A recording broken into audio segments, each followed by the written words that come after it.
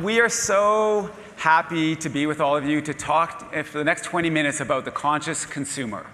And we want to start with a little bit of a story about why did we do this research? Because truth be told, there is a lot of research out there about conscious consumerism.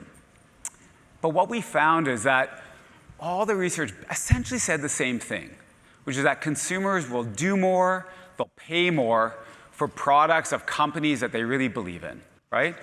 And as practitioners in the space, that just wasn't our experience, right? There's a small percentage, what we call the sustainability stewards, 10% roughly, who do that, but the vast majority didn't.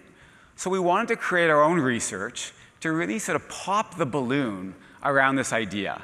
And so we did that with Ipsos and with Engage for Good, and we're really trying to figure out three things, right? Number one is, how big a segment is the conscious consumer? What percentage of people shop their values on a somewhat consistent or inconsistent basis, right? The second was, who are these people? Because it's not one monolithic group of people, right? There are segments. We really wanted to understand, what do they look like? And then the third thing, and this is like the most interesting, is we looked at claims. What's the language that you see on a package when you're shopping for your yogurt at the store, right? Or you're buying a t-shirt. What's the words on the package that actually tip you to want to make the conscious choice? And so that's what we set out to do with the research, and we're really excited to take you through it. Thank you. As Phil mentioned, a lot of the research that's out there says people will pay more, they'll do more, and then an equal portion of that research says the number one barrier to conscious consumerism is cost and price. This is my least favorite finding that comes out of reports, because cost is the number one reason we don't do anything. It's the number one reason we take staycations over airplanes, why we pick the $20 wine bottle over the $200 wine bottle. It inhibits behavior across the board. It doesn't just inhibit behavior, it masks really important insights on who the conscious consumer is and how we move them. Because when we focus on dollars, we strip ourselves of valuable insights into how we move people through language. And that means we've gotten the conscious consumer all wrong. It's not a narrow group of people. It is not just 10%. It is the mainstream. And what we're going to do today is tackle 5 myths that have pervaded communications, and in doing so, offer you a new operating reality, one that allows us to communicate with confidence in a shifting landscape. So the first myth, right? Conscious consumerism is on the decline. If you look at any headline right now, we're all being told, we're all practitioners in the space, we're all being told people don't care as much anymore, right? The heydays of 21 and 22 and 23, when our sector was as hot as it comes, those days are gone, right? People don't care as much. But what we found is that actually from our 2025 survey to this year, conscious consumerism went up by 2%, okay? So 38% in 25, this year 40%. Now you're saying, Phil, why are you making such a big deal about 2%? That doesn't seem like a big jump. But keep in mind, we are living at a time when the affordability crisis and inflation is through the roof, and it went up 2%. We're living at a time when every survey will tell you that price sensitivity is what's on Americans' mind, and it still went up 2%. We're living in a time when the pushback on, and I dislike using this word, but woke business, right? That pushback is alive and well, and yet it still went up for 2%. So the takeaway is we got to stop believing in this myth, because the truth is this is not a niche thing anymore. This has become mainstream, right? Conscious consumerism, people want it. It is part of how we operate as a society. It's not a little niche thing. So that's the first reality to our myth. The myth 2 is that only a small slice of consumers shop ethically. We hear this a lot. This is they say it's a small majority, the 10% that Phil mentioned, that shop loudly, shop their values, and do so with any real consistency. I remember this time. But the reality is that there are actually 5 conscious consumer segments. These segments are defined by the frequency by which people shop their values. I say shop their values throughout here. That's not to mean a fluidity of values. Values is prescribed in our report as people that shop ethically and sustainably, according to the report. But we have 3 other segments that shop their values. The sustainability steward is a segment that shops their values 80 to 100% of the time. So that is that really loud, noisy group. But there are 3 others that do so some of the time. This is 68% of all consumers, otherwise known as 2 and 3, or a very large majority. The challenge is that for the last few decades, our communications have focused very squarely on a stereotypical version of the 10% of the steward, which Phil is going to tackle in a second. But we've designed for the tip of the iceberg, where the market force that actually has the magnitude to shift our industry forward sits underneath, and we've largely avoided them. Okay, myth number 3. And we love this myth, by the way. I'd love to bust this myth. So it's only the affluent Democrats. It's a lot of you in the room, right? And so brands love you guys. They absolutely love you guys. But here's the thing. So we went on this in 2026 and we wanted to see if this was actually true. So we asked the question, who did you vote for in the last election? To see if, in fact, it did skew heavily Democrat, or in Canada, Liberal versus Republican. And what we found was that Republicans are conscious consumers too, right? That when you look across segment, there is some differentiation, but when you look at the really, the sustainability stewards that Kaylee was talking to you about, almost no difference. When you look at the mindful moderates right in the middle, virtually no difference. Republicans and Democrats were shopping the same sorts of ways, motivated not by politics, but by relevance to their lives, and really importantly, we're going to get into this, the benefit. What is the benefit to me and my family, right? That's what the driver is. It's not politics. If you remember that very famous quote by Michael Jordan when he was asked why didn't he support the Senate race in North Carolina, it was going to be the first black senator, and he said, Republicans buy Nikes too, right? This is not about politics. This is about relevance and importance. So we have to stop believing that it's only the progressives and the progressive left that buy this stuff. No, it's Republicans too.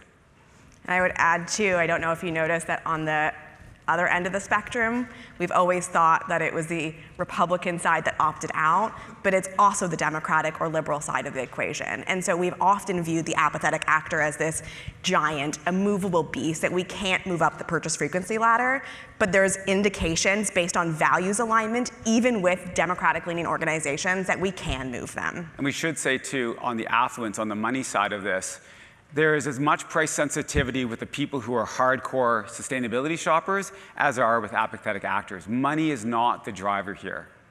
Yeah, and when we focus too much on price, we're actually obscuring the differences here, which is why we think it's so important to avoid learnings that overemphasize price, to dimensionalize who these audiences are and create greater opportunities for growth.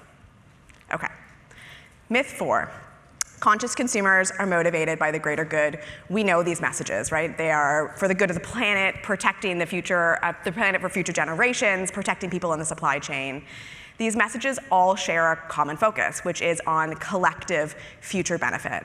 But they all skate around the fact that what really drives purchase is individual benefit. And while it's nice to believe that people take a people and planet first approach to what is in our real or our virtual shopping carts, we just don't. Conscious consumers, like any consumer, are motivated by me now, not we later messages. What do we mean by that? We mean that messages that elevate immediate benefits to me in my everyday life have a greater impact on people's motivation to purchase than those that play to the common good. In our first Conscious Consumer Report, we tested popular sustainability claims. We use the word claims a lot in our report and here, but it's important to note that that just sort of means any message. It could appear on pack, on a website, or in a press release. We tested them in the consumables and wearables categories. We picked them because they're both difficult to say, but also because of their relevance and prevalence in our everyday lives. They are things that we interact with on a daily basis. And now if you're in the room thinking, I don't work for a CPG or in clothing, I assure you that there is a real cross-pollination of relevance of these findings, and I hope that that's really clear to you soon. We found that claims that play to me now outperformed those that play to me later, which we define as sort of those with science-based or environmental leanings. They outperformed them by 3 to 4 times. Again, not a narrow performance majority, a massive one. And this year we set out to interrogate this finding further. We wanted to know that if we applied the me now learning to claims that we had already tested, whether we would see a difference in how they performed. And so by integrating the me now learning, we actually saw an increase in the performance of almost all the language we tested. Let me show you some examples. Instead of testing certified organic, we tested grown organically to be safer for you and your family. We didn't actually change the core tenet of the value proposition of what's behind this. We just made it simpler and integrated why that should matter to the consumer and saw positive growth on its impact for purchase motivation. I'll quickly breeze through the next two. Time and the learnings are similar. We tested, instead of testing, we never use antibiotics, synthetic hormones, or toxic pesticides. We tested simple non-toxic ingredients that are better for your health. We also, instead of testing made to last this year, we tested durable for longer use and less waste. Both of these claims have more explicit consumer benefit, and we still saw an increase in its performance by just making that language a little bit simpler, a little bit more human. It's worth noting that the change is a little bit more minor than what we saw on claims where the benefit was less overt, suggesting that they had sort of already reached max market penetration. Instead of testing fair working conditions, we tested made by people receiving living wages in safe working conditions. I think this one is really important because not all of our messages have a direct consumer benefit. And it's really important to show the from to here, that it's not just about figuring out how we tie our messages to saving people money or improving their skin. We're actually saying that we can increase appeal simply by making the language a bit more human and a bit more emotionally evocative. And this is probably my favorite claim transformation. In the previous year, we tested made with less water. It was the absolute bottom of the pack. It's a claim I love, but no one else seemed to like it. And we changed to say, made using recycled water to keep the river and lakes cleaner. And this one went from the absolute last, bottom last in terms of performance and moved up 6 points. And I don't know if there's any other data nerds in the room, probably at least one of you that would also be excited by a 6-point growth in a claim year over year. Which seems so obvious, right? Just make it about me, make it about the people you're trying to reach, right? Show them how this benefits them. Don't talk about the future and the collective benefit that we're all going to receive. We are selfish creatures, but that's not a bad thing. And just by these tweaks, we saw a huge increase. Okay, the last myth, right? Now is not the right time to talk about social and environmental impact, right? We see that, we hear that, right? We've been talking about the last day. There's no question that green hushing is a real thing. There's no question that both nonprofits and for-profits are not communicating as much in the marketplace because they're worried about the backlash. That is a real thing. We're not saying otherwise. However, brands that are doing the work and are making noise are actually winning in this marketplace. And so this is a big sort of encouragement piece for everybody here, right? You deserve it. Let's go. We got to get loud, right? B Corp talked about green shouting. We got a green shout because if you do the work, now there are some caveats, right?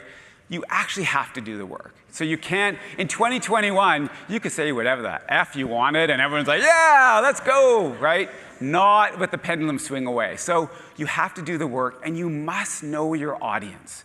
If you don't know your audience, you will get in trouble, right? You have to show up in lots of channels and you have to show the benefit, right? But here's the thing. The way in which to do that, there's so many different, I'm going to show you a bunch. They're not all the same, but there is the commonality. And the commonality across all the examples we're going to show you is that the impact is just embedded in how they talk about it, right? They don't separate it out. They don't get too earnest with it. They just find ways to make this about how the brand shows up in the world, right? And if you do that, even in this market where you're worried about pushback, you can be wildly successful. So let's show you some examples before we wrap up. So Tony Chocolonely, I'm sure most people in this audience know this brand. If you don't, go and buy this chocolate. It is absolutely delicious. And they started, if you don't know the story, it was a reporter who was covering the slave trade and exploitation in the cocoa supply chain and decided rather than just writing about it, I'm going to create a chocolate company to sort of model what we need to create. And so we love this company. The product's amazing.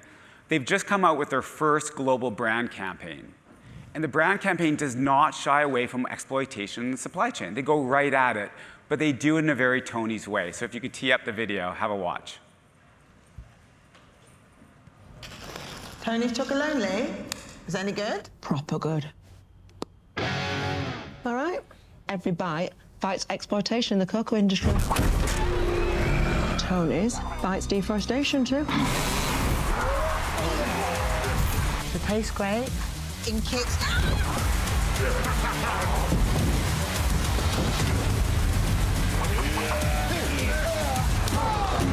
Oh, I do like a tasty chunk. Yeah, so do I as it happens. Get your own. Why Tony's? Tony's Chocolonely. There's fight in every bite. Right? Fight in every bite. That's how they're talking about exploitation, but they didn't shy away from it. Right? They leaned right into the brand. What's amazing about this company is 20% increase in sales in the last year. As you know, it's a European brand out of Holland, and now obviously in the US and multiple markets. Right? So they're not shying away from their core idea. They're just finding a way to speak about it in a way that is very brand resonant and is very simple and engaging. The second one, you're all familiar with Oatly. We love Oatly as an example because this is like a challenger brand that has really gone at the whole idea of plant-based milk, but in a way that has a really positive environmental impact. In this particular example that you see up, this is about the functionality, that it works in tea, right? That it tastes great in tea, it tastes great in coffee. But sometimes Oatly goes at it and they're very provocative and they're challenging the status quo, right? This is a brand that has now grown to 800 million on the path to $1 billion, a small European brand that of course is in North America now, but is not staying quiet. They're being true to who they are and having huge success. e.l.f. Beauty, obviously one that you're probably all familiar with. We love this brand because their impact is just embedded in who they are. Right? And sometimes it's front and center, and sometimes it's completely in the background. They just came out with this recently. It's worth a quick watch.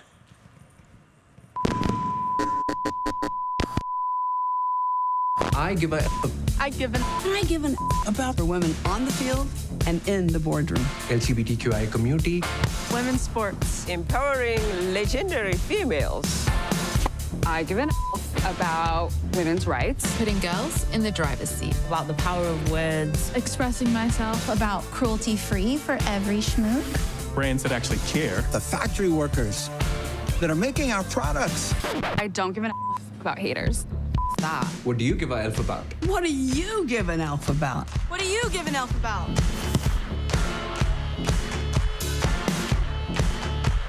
Give an elf. Right, give an elf, that's fun, right? Yeah, they deserve a clap, great stuff. This brand is not quiet. This brand is not saying, you know, we can't be talking about these issues right now. 25 consecutive quarters of growth. Not simply because they're impact driven. No, it's a whole host of things, but they are not shying away from it. They're leaning into it, and they do it in a really authentic way. Intrepid Travel, this might be a brand that you're less familiar with. It's actually a brand out of Australia. They're a global travel brand, incredibly sustainable. We work with them, and we were really excited to have the opportunity to work on this activism. So this came up, this activism campaign came up as a response to the US administration and the huge deep cutbacks on supporting national parks. And they said, we got to do something about it. And the easy thing to do is to stay quiet, but instead they leaned into it. They created these activism trips with influencers. Patty Gonia, for those who know her, where you could go on a trip, go to these amazing parks, and also learn about what's happening on the issue on the cutbacks, but of course what's happening in terms of sustainability in travel. And it's all part of Intrepid's purpose idea that we worked with them on, which is about the Intrepid effect, that when you go on an amazing trip and have this incredible experience, the ripple effect you're creating for local communities is just as powerful. And they leaned into it. And guess what? They didn't get huge pushback. They got massive media attention for it, and the administration did not come after them.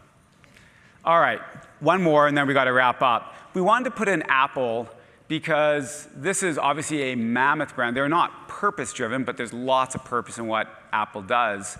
And they've really leaned in over the last number of years around issues around disability with their product. And they could have just talked about the product and features in a very straightforward way. Instead, they did it in a very Apple way. Have a watch. We got it last week. I think I know what it is. you serious? Guys, thank you. The color that you wanted. No, this is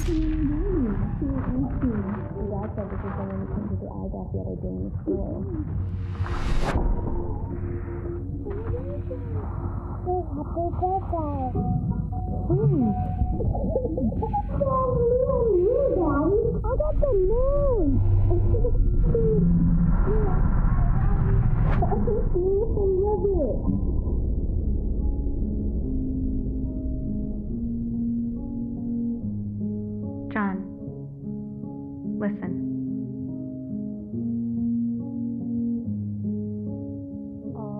Light the fire. You place the flowers in the vase that you bought today. I'm so excited. Here you go. Haley. Happy birthday. Look at the picture of me and you, Daddy. Look at the moon. Daddy, tickle me. I am a robot. What is that? See ya. Everything is easy 'cause of I love you, Papa.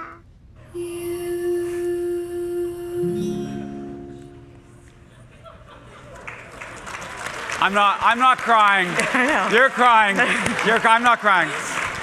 You don't stay quiet when you do marketing like that. 1 billion people on this planet have a disability. That's how you market. That's why you don't stay quiet, right? These are issues that people care about.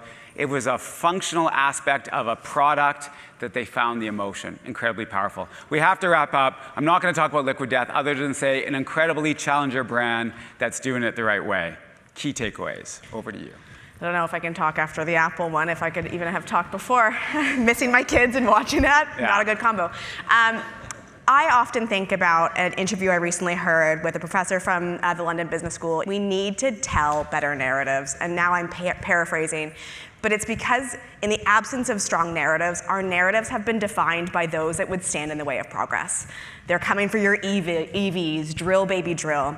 And so telling better stories is contingent on understanding who we're talking to and what moves them. And so if you take anything away from today, we hope it's this. Your audience is bigger and more different than you previously thought. Your messaging needs to appeal to me now, not we later. And in the absence of a me now benefit, please use simple, everyday kitchen table language to up resonance. And if you're an organization doing the hard work right now, please talk about it. We've seen the power of those stories to move people, and not one of those brands has taken a hit in terms of profitability or brand loyalty or brand love in the recent years. The majority of consumers want to hear your message, but what they're asking you to do right now is to tell better stories, to meet them where they are, and really move the needle on these issues. So get loud. Conscious consumers want to hear from you. Thank you so much. Thank you.